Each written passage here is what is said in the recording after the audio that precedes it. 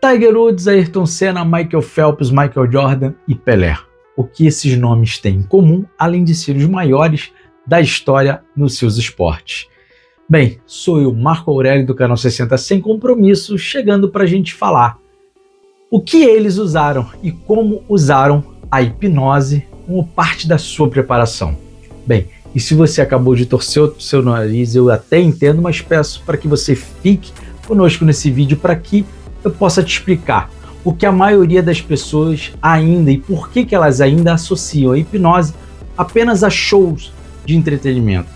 Bem, enfim, isso é normal. Algumas pessoas ainda desconhecem o poder e como utilizar essa ferramenta da melhor maneira possível. Mas o porquê que esses atletas, por exemplo, faziam isso?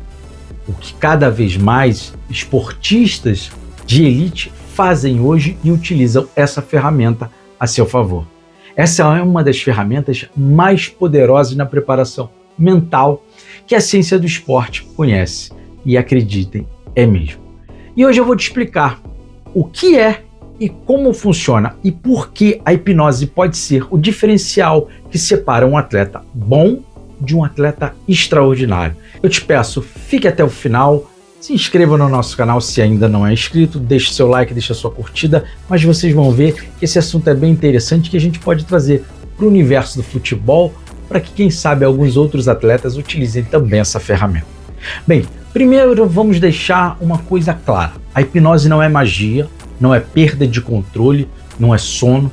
A hipnose ela é um estado alterado de consciência, um estado de atenção focada e concentração profunda, no qual a mente fica mais receptiva a sugestões, imagens e novas formas de processar informações. Bem, quando um atleta ele entra nesse estado, a barreira entre o consciente e o subconsciente se torna mais permeável. E é aí, justamente, que o treino mental ele se torna poderoso. Porque a mente subconsciente ela não distingue o que é real, de fato, do que é imaginado.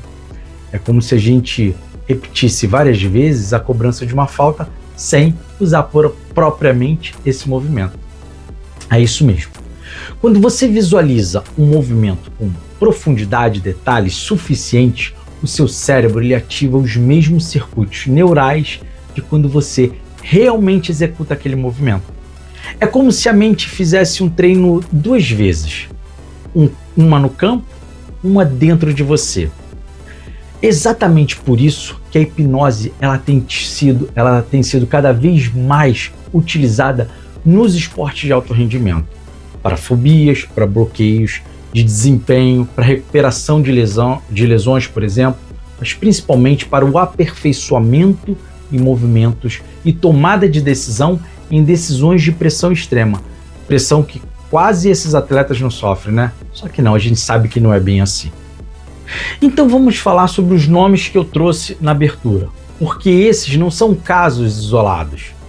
Michael Phelps, um dos maiores nadadores de todos os tempos. Phelps ele tinha um ritual que ele mesmo descreveu em entrevistas, e antes de cada prova ele visualizava toda a competição em detalhes, cada detalhe, cada braçada, cada virada, cada detalhe técnico. Mas ele ia além. Ele treinava mentalmente também para os contratempos. E o que aconteceu nos Jogos de Pequim? Justamente isso. Os óculos dele encheram de água na prova de 200 metros de borboleta e Phelps não entrou em pânico, ele não teve desespero. Por quê? Ele conseguiu completar a prova às cegas e quebrou um recorde mundial, porque mentalmente ele já tinha nadado aquela prova dezenas de vezes, incluindo naquele cenário. Então ele visualizava todo o problema e isso não permitiu que ele entrasse em pânico. Ayrton Senna, por exemplo, maior piloto de Fórmula 1 da história. Senna é talvez o exemplo mais emblemático do esporte mundial. Antes de cada corrida ele percorria mentalmente todo o circuito. Cada curva, cada ponto de frenagem, cada abertura de volante, enfim, cada detalhe. Ele descrevia esse processo como entrar numa dimensão diferente, onde ele e o carro se tornavam uma coisa só. Não era exagero, era o estado de flow induzido no treino mental sistemático. E os resultados foram 3 títulos mundiais e performances que ainda hoje são estudadas.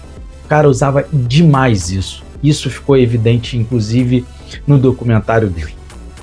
Tiger Woods trabalhou com a hipnose desde a adolescência. O psicólogo Jay Bruzer o acompanhou por anos. Ele utilizava essas técnicas hipnóticas para desenvolver a capacidade de concentração e foco em momentos de pressão. Tiger descrevia entrar num estado em que o campo inteiro desaparecia. Restava só ele e o buraco. E isso tem nome. É o estado, como eu falei, o estado de flow. Ele era capaz de induzi-lo conscientemente. Michael Jordan visualizava arremessos antes de cada jogo. Ele ficava visualizando aquilo antes de cada partida. Ele dizia que quando chegava à quadra, ele já havia feito aquele arremesso centenas de vezes na mente dele. O corpo apenas executava o que a mente já sabia fazer. Pelé, nosso rei Pelé. O rei descrevia que antes de cada partida ele dedicava minutos a treinar mentalmente cada movimento, onde ele estaria em campo, como se desviaria de cada marcador, como a bola chegaria aos seus pés. Pelé chamava isso de uma preparação mental. O que é de fato uma preparação mental? A ciência chama de visualização hipnótica guiada. Então, ele, quando colocava a toalha no rosto, ele ficava visualizando mentalmente por minutos o que ia acontecer. Ele se antecipava, ele conseguia ver antes tudo o que de fato ele ia fazer lá. Você deve estar se perguntando, mas como a mente pode treinar o corpo sem um movimento físico real? A resposta está na neurociência. Quando realizamos uma ação repetidamente, o cérebro ele cria conexões neurais, chamadas de engramas motores, que automatizam esse movimento. É o que acontece quando aprendemos a andar de bicicleta, por exemplo. Você não fica pensando naquilo por várias vezes, você simplesmente faz. Chega um momento que o corpo simplesmente faz, sem precisar pensar. Você não fica pensando de como você tem que fazer o movimento, você simplesmente vai lá e faz. O que a hipnose e a visualização fazem é acelerar esse processo. Porque o cérebro em estado de concentração profunda, ele não diferencia a execução real da execução imaginada. Não, ele não faz essa diferenciação.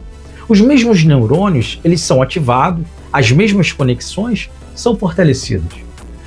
Por isso, quando um atleta chega ao estado de flow, aquele estado em que ele simplesmente é o movimento, sem hesitação, sem análise, ele não pensa, sem medo. Ele está colhendo o resultado de um treino mental sistemático. Não é sorte, não é um ato esporádico, uma coisa que aconteceu. Não, é talento puro. É a preparação mental aplicada com consistência. E é justamente nesse ponto que muitos atletas brasileiros ainda deixam pontos na mesa. O treino físico ele evolui, a nutrição evolui, a recuperação evolui, mas o treino mental ainda é tratado como uma coisa opcional, quando deveria ser tão fundamental quanto qualquer outra parte da preparação. Vamos ser concretos. Quais são as aplicações reais da hipnose no esporte de alto rendimento? Quebra de bloqueios de confiança. Todo atleta já viveu aquele momento em que o corpo sabe executar, mas a mente ela trava. O pênalti que você já chutou 1000 vezes no treino e na hora do jogo, o cara treme. É normal. O arremesso que sempre entra em uma decisão por centímetros não consegue. A hipnoterapia ela age exatamente nesses bloqueios, identificando a origem do medo e substituindo a resposta automática de ansiedade por uma resposta de controle. Bem, a partir daí vem o aperfeiçoamento técnico, que é repetir mentalmente o movimento em estado de foco profundo, com detalhes sensoriais completos. A textura da bola, o peso do corpo, o ângulo do gol, Isso acelera o processo de automação técnica. É útil tanto quanto na fase do aprendizado quanto no refinamento dos atletas experientes. Você pode utilizar em todas essas maneiras. Atletas de alto nível enfrentam pressões que a maioria das pessoas jamais vai experienciar. A hipnose ela ajuda a criar âncoras mentais, gatilhos que os atletas, em que o atleta ele ativa antes da competição para entrar num estado de calma, foco e confiança, como um interruptor interno. Estudos mostram que atletas que combinam a reabilitação física com a visualização mental se recuperam mais rapidamente. O cérebro ele continua ativando os circuitos motores mesmo durante o período de imobilidade, mantendo as conexões que facilitam a retomada desse movimento. O esporte de alto rendimento está a cada ano mais disputado. Os atletas estão mais rápidos, mais fortes, mais técnicos. E quando o nível técnico e físico se equiparam, o que define o campeão é o que acontece dentro da mente. Por isso sempre falamos o mental forte. O que por muito tempo foi chamado de talento mental, hoje tem nome, tem método e tem ciência por trás disso. Chama-se treino mental. E a hipnose é uma das ferramentas mais poderosas dentro desse universo. Tiger Woods sabia disso. Senna sabia disso. Phelps sabia disso. Jordan sabia disso. Claro, Pelé também sabia disso. Bem, a pergunta não é mais se a hipnose funciona. As evidências estão nos resultados desses atletas.